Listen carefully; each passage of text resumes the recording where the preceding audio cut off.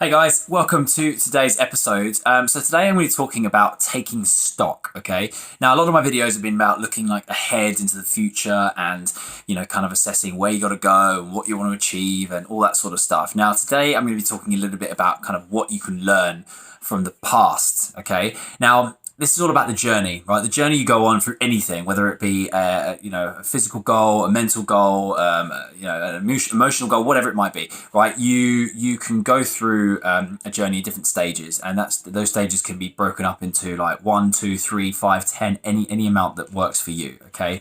Now, when it comes to taking stock, taking kind of a second just to look back and go through what you've achieved so far, the good and the bad. Okay, so the good things you've achieved are obviously things that you can celebrate, right? They're great. They're things that you've either overcome, or they're things that you've succeeded on, or things that have like gotten you to the next stage, right? So think about it like climbing a mountain. It's like the bit where you've passed a certain checkpoint, or if anyone's seen Free Solo, for example, that documentary on the guy that climbs El Capitan in Yosemite National Park, it's like how he overcomes certain parts of the climb which he was maybe nervous about or didn't have a clue how to do, and then he overcomes them and he's able to progress forward, right? It's also about understanding where you went wrong, okay, or where you learned from things, okay, and it's so important to understand where your learning can then move you forward. So if you do something and you do it wrong or do it bad or do it, it doesn't work, then learn from it. Don't just like disregard it. Look at it and work out why didn't that work, and then work out how you can basically make it work going forward. So whether you've taken a wrong turn up that mountain, or you decide to put on flip-flops instead of walking shoes, and then you end up getting bad feet for 2 days and you can't continue your journey, whatever, I'm just making stuff up now. You get the idea. You got to basically prepare for understanding the learnings, as well as also the wins that you get from a journey you go ahead. So always celebrate the wins, always learn from the mistakes, okay?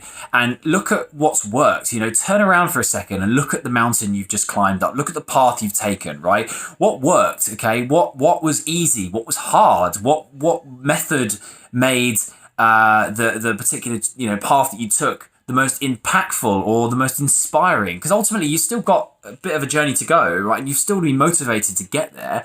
So look at how you can inspire yourself now that you've come, say, a quarter of the way, a halfway, even maybe a third of the way, maybe even like 4/5 of the way. Maybe you're almost there. But what's going to inspire you and motivate you to take you to that extra little bit to get you to your goal, to get you to the top of the mountain, to get you to your desired result, right? What's that motivation, that inspiration going to be? What can you take from the last, week, 2 weeks, 2 months, 2 years of your journey you've been on, to get you to the last bit of the journey? Because it's so easy to lose focus, so easy to lose motivation, so easy just to give up when you think everything is stacked against you and you're so tired and so exhausted from the journey you've been on, to not think, you know what, I've just got that little bit more to go, and just give you that boost to get over the ridge or over the hill, or whatever you want to use as an analogy. But ultimately, what I'm trying to say is using the past to boost the future is a really, really good way to get yourself up and motivated and continuing on your journey to complete that goal.